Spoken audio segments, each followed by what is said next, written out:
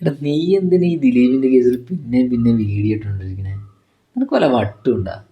എടാ എൻ്റെ ചാനലിൽ ഏത് വീഡിയോ ഇടണം ഏത് വീഡിയോ ഇടണ്ട എന്നൊക്കെ തീരുമാനിക്കുന്നത് ഞാനാണ് കേട്ടാ. നീ ചീപ്പ് പബ്ലിസിറ്റിക്ക് വേണ്ടിയിട്ട് ഇങ്ങനെ വീഡിയോ ഇട്ട് വെറുപ്പിക്കല്ലേ കേട്ടോ. ആ ചീപ്പ് പബ്ലിസിറ്റി അല്ലേ?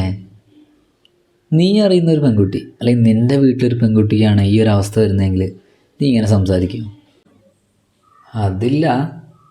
എടാ ഞാൻ സംസാരിക്കുന്ന ആ നടിക്ക് വേണ്ടി മാത്രമല്ല, നാളെ എൻ്റെ വീട്ടിലെ അമ്മമാർക്ക് അല്ലെങ്കിൽ ഈ സമൂഹത്തിലെ മറ്റേതൊരു സ്ത്രീക്കും ഇങ്ങനത്തെ ഒരു അവസ്ഥ വരാൻ പാടില്ല.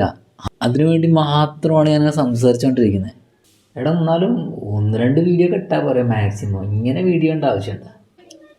ഇത്രയും തെളിവുണ്ടായിട്ട് നീതി ലഭിക്കാതെ പോയൊരു കേസ് സത്യം പറഞ്ഞു കഴിഞ്ഞാൽ ഇന്ത്യൻ നീതി വ്യവസ്ഥയ്ക്ക് തന്നെ ഒരു നാണക്കേട് തന്നെ വേണം പറയാൻ. ഇരയായതൊരു സിനിമാ നടി ആയിട്ട് പോലും വേണ്ടത്ര പരിഗണനയോ നീതിയോ കിട്ടിയില്ല. അപ്പോൾ ഒരു സാധാരണ പെൺകുട്ടിയാണെങ്കിൽ എന്തായിരിക്കും അവസ്ഥ? ഒന്ന് ആലോചിച്ച് നോക്കി. പണ്ടേ ബ്രിട്ടീഷുകാർ ഭരിക്കുന്ന കാലത്ത് പാർലമെൻറ്റിൽ ഭഗത് സിംഗ് ഒരു ബോംബിട്ട് ആളൊഴിഞ്ഞ സ്ഥലത്ത് ഭയങ്കര ശബ്ദമായിരുന്നു. അപ്പോൾ എല്ലാവരും ചോദിച്ചു എന്താ ആളൊഴിഞ്ഞ സ്ഥലത്ത് പോയി ബോംബിട്ടതെന്ന്. ഭഗത് സിംഗ് പറഞ്ഞൊരു കാര്യമുണ്ട്, ഒന്നും കേൾക്കാത്തവരെ കേൾപ്പിക്കാൻ വേണ്ടിയിട്ടാണ് ഈ ഉറച്ച ശബ്ദത്തിൽ ഈ ഉറക്കെയുള്ള ശബ്ദത്തിൽ ബോംബിട്ടതെന്ന്.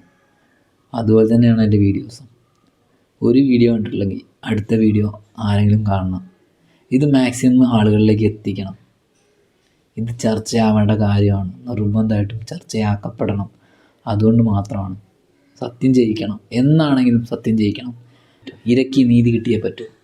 അതൊരു ഇന്ത്യൻ പൗരൻ എന്ന നിലയ്ക്ക് അത് എൻ്റെ അവകാശമാണ്, അത് ജനങ്ങളുടെ അധികാരമാണ്.